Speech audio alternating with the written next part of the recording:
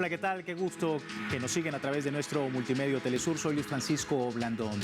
A lo largo de las décadas, la política exterior de los Estados Unidos ha implementado una estrategia recurrente: la construcción de narrativas justificadoras, muchas veces basadas en información falsa o manipulada, para legitimar intervenciones militares, cambios de régimen, entre otras acciones. Operaciones que demuestran cómo la fabricación del consenso y hasta la manipulación mediática son herramientas fundamentales para el intervencionismo, como el propio poderío militar.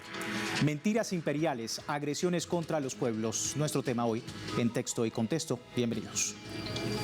A lo largo de la historia, Washington ha justificado su intervencionismo y agresiones bélicas impulsando narrativas de falsa bandera. Casos como el golpe de Estado en Guatemala en 1954 contra Jacobo Arbenz, el incidente del Golfo de Tonkin para iniciar la arremetida contra Vietnam, la Guerra del Golfo de 1991 contra Irak. Posteriormente, la presunta tenencia de armas químicas en 2003 para invadir Bagdad y recientemente el posicionamiento del mito del cartel de los soles ejemplifican uso sistemático de la mentira para acometer crímenes contra los pueblos.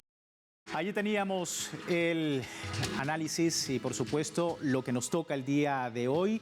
Vamos de inmediato con nuestros invitados. Me acompaña Luis Gabasud, investigador en Ciencias Sociales. Luis, gracias por tu tiempo con la audiencia latinoamericana. También otro recurrente en nuestros espacios, Luis Delgado Arri, analista en geopolítica. Luis, gracias nuevamente por tu tiempo. No menos importante, María Fernanda Barreto, investigadora, escritora colombo-venezolana y directora de la plataforma comunicacional Huele a Azufre. Gracias, María Fernanda, por tu tiempo. Mentiras imperiales es el tema que nos toca el día de hoy. Preguntarte, Luis, ¿cómo ves ese fenómeno, no solamente en Latinoamérica, sino también en el mundo, de las mentiras imperiales y cómo se ha convertido en una constante a lo largo de todos los siglos?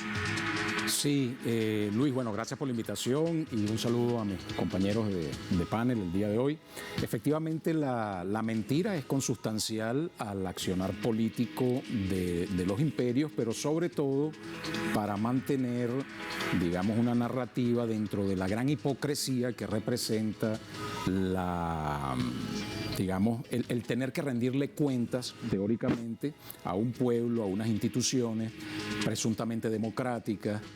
Y esa necesidad hace que se inventen mentiras para justificar acciones que están fuera del ordenamiento jurídico o que serían, digamos, poco razonables de aceptar por parte de la población votante y por parte de las fuerzas políticas internas de esos imperios, en este caso Washington, que es el que nos está afectando en este momento acá en América Latina y el Caribe, ¿no?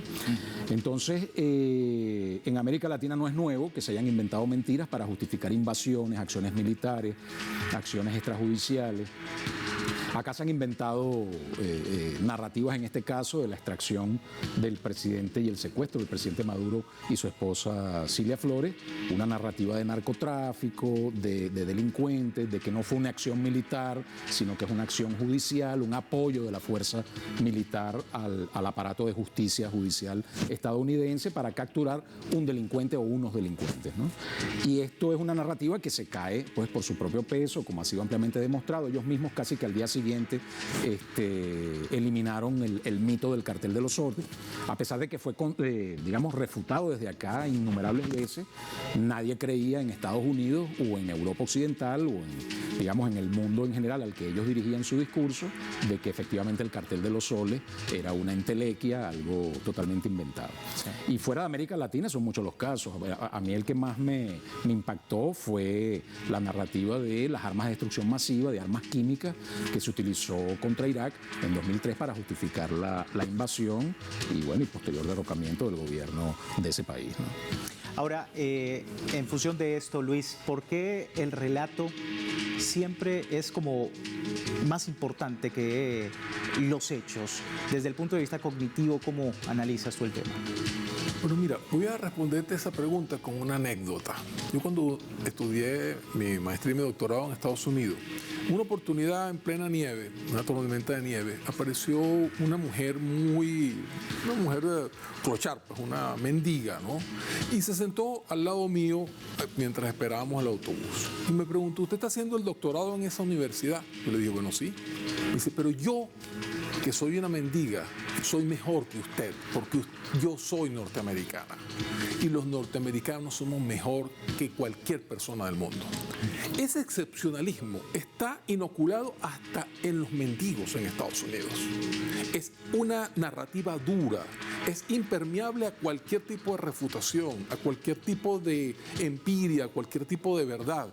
Entonces, eso tiene que ver con una circunstancia del sujeto que necesita, en medio de su precariedad, y el pueblo norteamericano vive en inmensas precariedades, la gran mayoría, necesita un pretexto con el cual sentir que no han fracasado en su proyecto civilizatorio. Entonces, esa narrativa es, en definitiva, es un eufemismo, es una manera de no terminar de reconocer lo obvio. Ella estaba en condiciones deplorables, ¿no? De suciedad, de pobreza, de enfermedad, pero eso es como una suerte de bálsamo, ¿verdad?, que le permite seguir viviendo. Entonces, es una narrativa, en definitiva, de un cierto carácter curativo del fracaso estruendoso que ha sido el American Way of Life.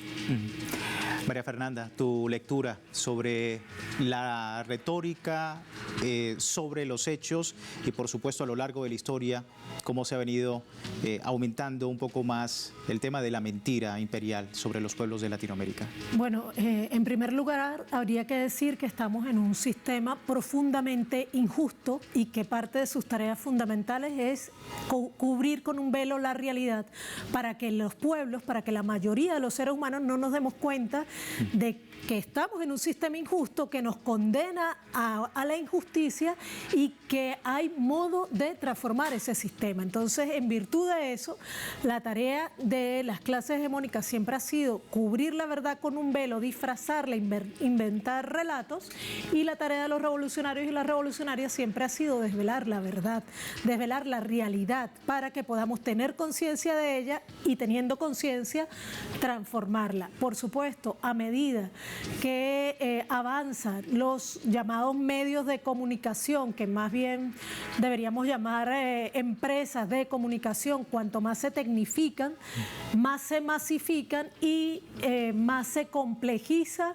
su posibilidad de encubrir la verdad, y más difícil se hace la tarea de los revolucionarios y las revolucionarias de desvelar la verdad con la que ellos viven, pues cubriendo el sistema. Sí, sin duda, es digamos, un desafío que sigue siendo importante para los pueblos de América Latina. Justificación de esta narrativa por sobre la realidad, Luis.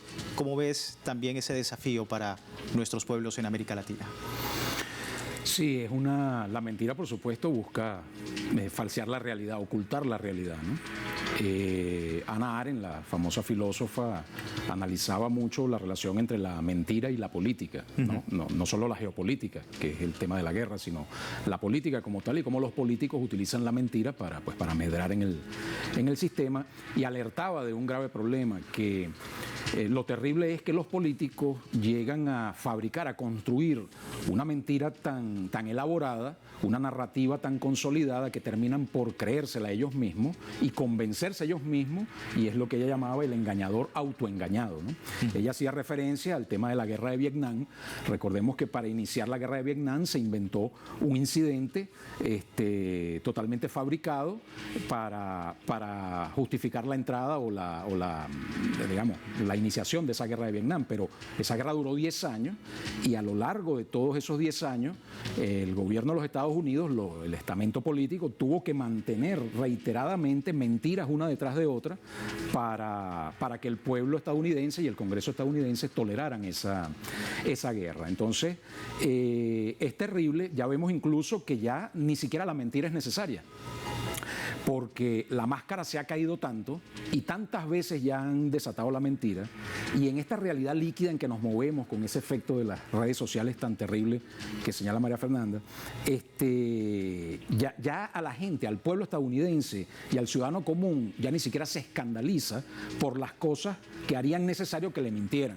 Si tú tienes una escala moral, una cierta estructura de valores democráticos, etcétera, y humanitarios, ¿no?, del humanismo, del valor del ser humano, bueno, pues tú te escandalizas ante una acción de estas salvajadas que comete el imperio estadounidense, pero ya ni siquiera es necesario, porque ya la gente ya ni siquiera se escandaliza, fruto o consecuencia de la guerra cognitiva a la que ha estado siendo sometida la humanidad entera.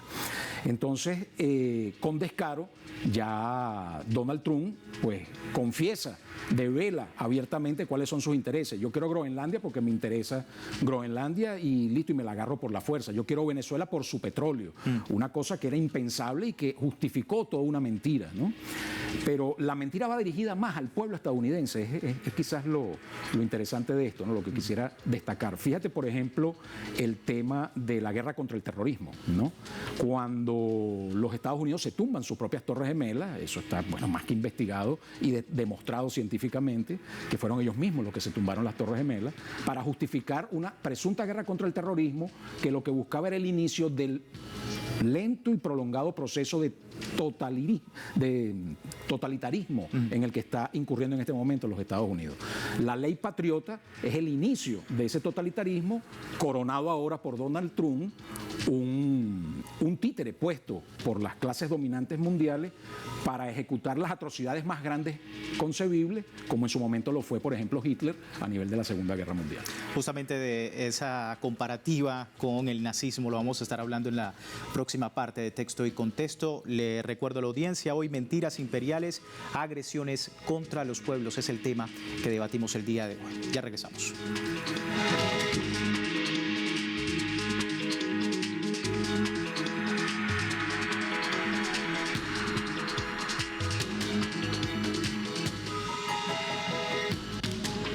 Gracias por seguirnos en Texto y Contexto, hoy hablando de las mentiras imperiales y cómo esto agrede a los pueblos en la actualidad. Hablamos en primer término de cómo se justifica una mentira por encima de la realidad y a través de una guerra híbrida, una guerra cognitiva.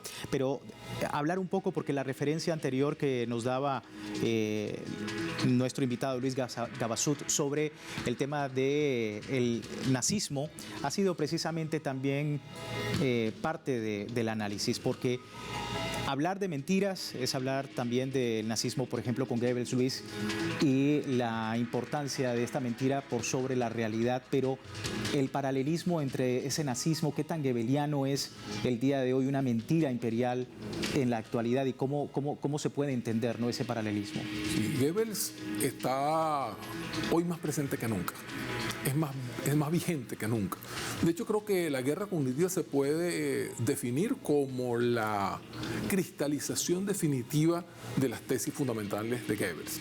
Él hablaba, Goebbels, de la gran mentira y decía que una mentira repetida 100 veces se transformaba en verdad. Eso pareciera ser simplemente un efecto propagandístico, pero no, es que la psique humana está de alguna manera conformada, ¿verdad?, en términos de que algo que se nos hace familiar terminamos confundiéndolo con la verdad. Eso es una suerte de disonancia cognitiva que tenemos todos los seres humanos. Entonces, en la medida en que una misma narrativa se repite incesantemente, llega un punto donde se transforma como en algo que es la normalidad, que es incluso la verdad. Hay una obra muy importante que se llama El Padrino, que es la historia de una familia mafiosa, ¿no? Y entonces esa racionalidad mafiosa es la racionalidad con la que se mueve el fascismo y con la cual se mueve el capitalismo. Entonces yo recuerdo que decía Al Capone, un famoso capo estadounidense, decía, más o mejor convence y más rápido un argumento, un discurso, con una pistola al cinto que solamente un buen argumento. Entonces, el argumento que maneja el capitalismo es nos lo ha manejado ahorita recientemente, o entregan todas las tierras, o entregan todo el petróleo, o entregan toda la soberanía, o nosotros volveremos a invadirlo. Es un discurso, pero con la pistola del cinto siempre, ¿verdad? Con la pistola de los misiles, de la extracción de los líderes, con la amenaza incluso en el orden no solamente de la vida, sino de la civilización. Dice, vamos a borrarlo del mapa, ¿verdad? Eso es lo que amenazaron que iban a hacer en Irak. Eso es lo que terminaron haciendo en Irak, en Siria, en el Líbano, ni decir en Palestina. Entonces, la racionalidad de esa narrativa es poderosa precisamente porque se construye sobre la base de las fragilidades cognitivas de los seres humanos y las explota de una manera verdaderamente brillante. María Fernanda, tu lectura, ¿estás de acuerdo? Bueno, creo que si algo demostraron los estudios de psiquiatría y de psicología que se hicieron después de la primera y de la segunda posguerra, es que en tiempos de crisis capitalista es cuando emerge el fascismo, el nazismo, o en suma, cuando emerge el autoritarismo. Y ese autoritarismo, entre sus herramientas, tiene por supuesto el discurso que, como decíamos, cada vez se masifica más a través de unos medios de propaganda cada vez más tecnologizados y masificados. Ese discurso en los momentos de crisis capitalista como el que estamos también viviendo ahora, recordemos que venimos de la crisis del capitalismo del 2008, pero además estamos viendo una crisis de hegemonía del imperio capitalista, es un discurso que apela al autoritarismo. Y ese autoritarismo entonces va legitimándose en la medida que la gente se percibe en medio de una gran crisis en la que aparentemente no hay salida. Pero además está otro elemento que han mencionado también mis dos Luises, hoy estoy entre Luises, sí. Y es como si ha venido naturalizando la violencia e incluso la violación del derecho internacional, de los derechos humanos y de la ética y la humanidad más simple, como lo que hemos visto en Palestina. Estos años, estos últimos 2 años sobre todo de genocidio en Palestina, que han hecho que naturalicemos la más barbárica violencia, el infanticidio, las mutilaciones, han acabado por terminar de hacerle piso a este discurso violento, a este discurso que nos ha llevado del derecho internacional que ellos crearon, que ellos diseñaron para ellos, a un mundo basado en reglas, a un mundo en el que se hace lo que mi moral determine. Entonces, así hemos venido generando en los discursos, y esos discursos, insisto, se legitiman también en la medida en que estamos en medio de una grave crisis capitalista, y esa crisis genera el caldo de cultivo también para esa legitimación de ese discurso de guerra cognitiva y guerra comunicacional contra nuestros pueblos. Y ahora también está la arista de la instrumentalización jurídica para apoyar esas mentiras. Ya veíamos, Luis, por ejemplo, lo que nos comentabas, un cártel de los soles que al principio era legal, era real, resulta que después el propio sistema estadounidense dice que no es así, para en el momento mantener una mentira y ahora apoyar jurídicamente lo que después del secuestro pues ya no es verdad. Entonces también esa dicotomía, ¿no?, desde el punto de vista del sistema estadounidense sobre el aguantar una mentira y posteriormente llevársela, sostenerla y por otro lado llevársela, porque efectivamente no existe el cártel de los soles. Correcto, de la manera además más descarada y más desvergonzada que uno pudiera imaginar, ¿no? La narrativa del cartel de los soles iba dirigida pues fundamentalmente acá a Venezuela, a la oposición venezolana, al pueblo venezolano, para que creyeran en eso y auparan un desenlace como el que ha ocurrido o de otra naturaleza, ¿no?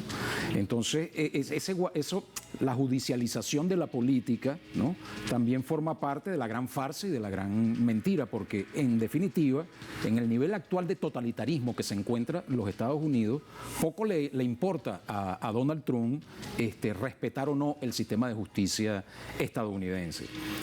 Sin embargo, todavía no tiene, pienso yo, la fuerza interna, el control absoluto como para poder dar ese salto de ya arrasar por completo con las instituciones o con los contrapesos o equilibrios institucionales que debería haber en un sistema democrático. Entonces, una simple excusa, la descartan.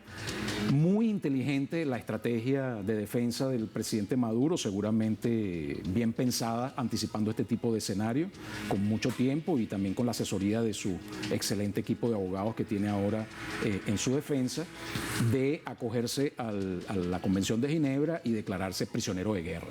Pero muy inteligente también lo que ha hecho Washington en ese sentido, porque cuando el Congreso y el Consejo de Seguridad de Naciones Unidas interpelan al gobierno de los Estados Unidos, bueno, ¿y con qué piso, con qué legalidad has actuado tú de esta manera? Ellos dicen, lo que pasa es que aquí no hay una guerra, nosotros no estamos en guerra con Venezuela, esto lo que ha sido es la captura de un delincuente, ¿verdad?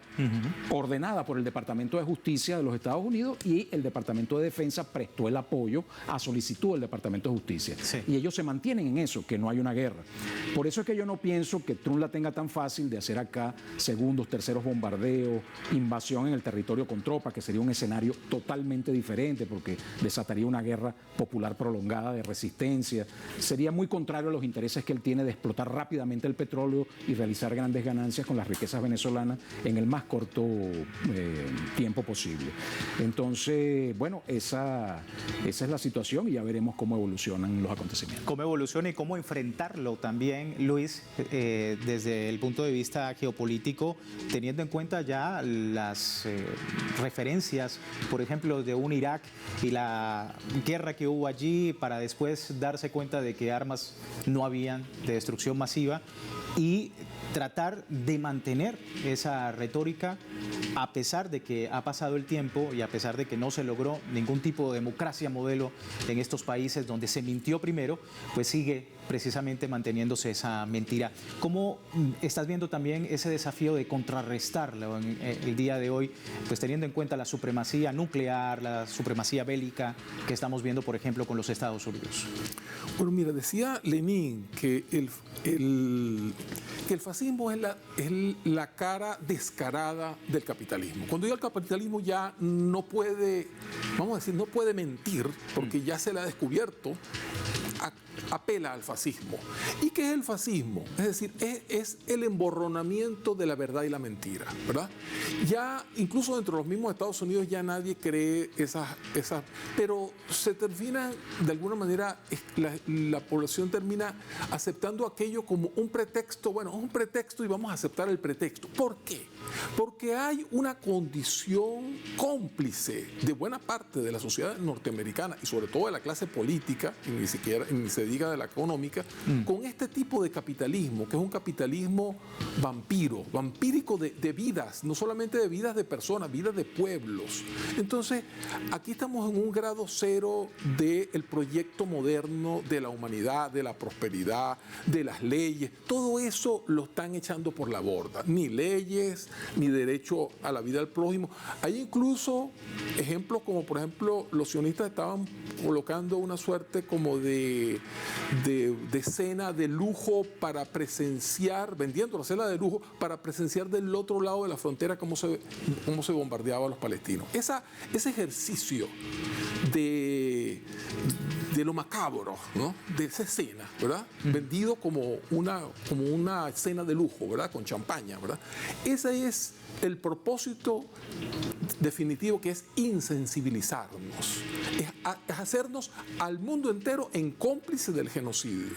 Y eso, para que eso sea posible, ellos tienen que profundizar lo que decía Teodoro Adorno, la razón instrumental. ¿Qué es la razón instrumental? Decía Adorno, voy a leerlo: los rasgos prototípicos de la personalidad autoritaria, fascista, ¿verdad?, que facilitan el fascismo son el convencionalismo, la sumisión autoritaria, el rechazo de la introspección, la superstición, el cinismo, la proyectividad, la represión sexual y el hecho de que nada vale nada. Ese es el mundo que quieren prescribir. Sin duda, interesante escenario, y nosotros también a la audiencia le preguntamos sobre este tema, sobre las mentiras imperiales. ¿Qué opina al respecto? Contáctenos @telesurtv.net para este y otros temas acá en nuestro programa. Lamentablemente se me termina el tiempo. Muchísimas gracias a ustedes y también en sus casas. Muchísimas gracias por atender este llamado de Telesur y Texto y Contexto sobre un tema muy importante para el continente. Más adelante, por supuesto, otros temas que seguiremos debatiendo acá en Texto y Contexto. Soy Luis Francisco Blandón. Bienvenidos. Por supuesto, gracias por preferirnos.